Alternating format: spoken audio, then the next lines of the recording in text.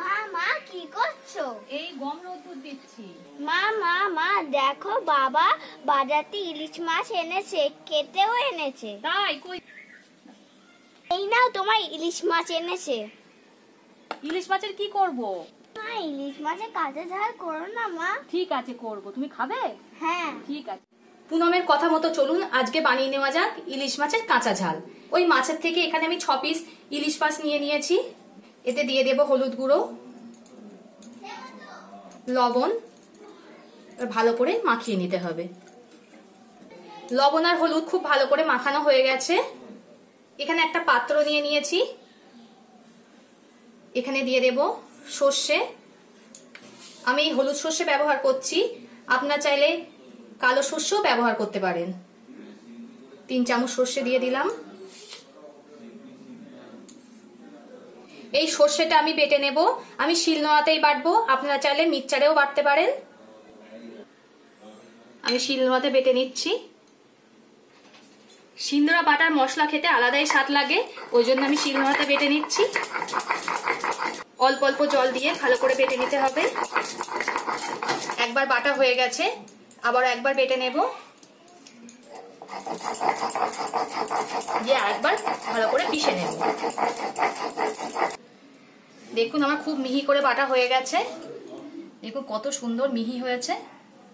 আমি এই বাটিতে তুলে নেব। আমার সর্ষে বাটা হয়ে গেছে। এর মধ্যে দিয়ে দেব পরিমাণ মতো হলুদ গুঁড়ো, অল্প করে কাশ্মীরি লঙ্কা গুঁড়ো, স্বাদ মতো লবণ। এগুলোকে খুব ভালো করে মিশিয়ে নেব।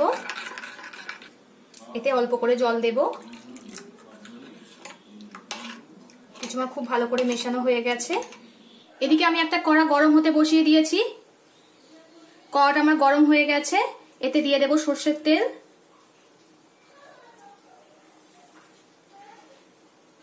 তেলটা আমার গরম হয়ে গেছে।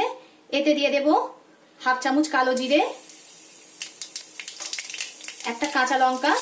ঝালের পরিমাণটা আপনারা স্বাদ মতো দেবেন। যেহেতু পুনম খাবে, বেশি ঝালও খেতে পারে না, তাই আমি এখানে একটাই লঙ্কা দিলাম। এবার দিয়ে দেব পেস্ট করে রাখা মশলাটা। এবার একটু ঝোলটাকে ফুটতে দেব। ঝোলটা ফুটছে, এবার নুন হলুদ মাখিয়ে রাখা ইলিশ মাছটা দিয়ে দেব।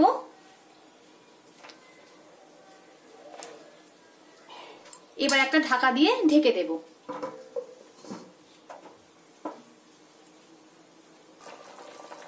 ইলিশ মাছ নরম মাছ, এটা বেশি ফোটানোর দরকার নেই, 3-4 মিনিট মতো ফোটালেই হয়ে যাবে। আমার হয়ে গেছে, নামিয়ে নেব। নামানোর আগে এতে গরম মশলা, ধনিয়া পাতা কিছুই দিতে হবে না। 1 চামচ কাঁচা সর্ষের তেল দিলেই যথেষ্ট।